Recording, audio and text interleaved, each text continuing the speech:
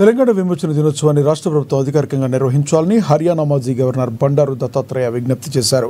హైదరాబాద్ సుందరయ్య విజ్ఞాన కేంద్రంలో తెలంగాణ విమోచన దినోత్సవం సందర్భంగా రౌండ్ టేబుల్ సమావేశం నిర్వహించారు.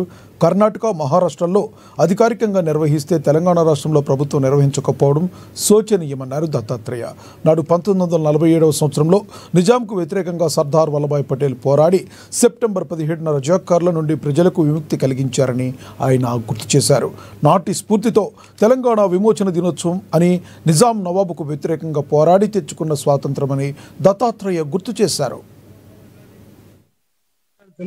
కానీ ఆనాడు జరిగినటువంటి ఆకృత్యాలు, ఆనాడు జరిగినటువంటి దోపిడీలు, దానాలు, లూటీలు, మానవంగాలు, హత్యలు చాలా విద్వేతంగా జరిగాయి. కాబట్టి అలాంటి ఉన్నటువంటి దౌష్టికమైనటువంటి రాజ్యాన్ని, నిజాం యొక్క ఉన్నటువంటి నిరంకుశమైనటువంటి ఒక పరిపాలనని సామాన్యమైనటువంటి ప్రజలు అనేక సంవత్సరాలు పోరాటాలు చేసి విముక్తులైనారు. అందువల్ల ఈ కార్యక్రమాన్ని రాష్ట్ర ప్రభుత్వం అధికారికంగా చేపట్టాలని నేను మనసారా కోరుతున్నా.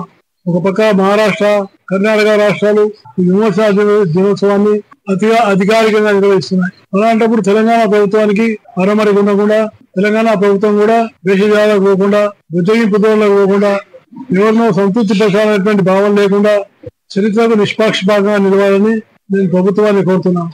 అలాగే ప్రభుత్వం ఈ కార్యక్రమాన్ని కాకుండా తెలంగాణ యొక్క విమోచన సర్దార్ వల్లభాయ్ పటేల్ గారు వచ్చిన తర్వాత ఆనాడు నిజాం సరెండర్ అయిపోయినారు.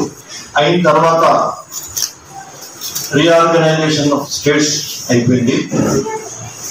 అయిపోయినాక మనం మొట్టమొదటి ఒక ఉద్యమాన్ని ప్రారంభం చేసాం. ఆర్య సమాజ్ కానీ వీళ్ళందరి స్ఫూర్తితోని దత్తాత్రేయ గారు, నేను, నారాయణ గారు మొత్తం ఆలోచించుకున్నాం. ఇప్పుడైతే ఈ విధంగా మనం ఆలోచించుకుంటున్నాం. అప్పుడు కూడా చిక్కడపల్లి ఒకటి ఆఫీసు ఉంది, చిన్న ఆఫీసు, అందులో కూర్చొని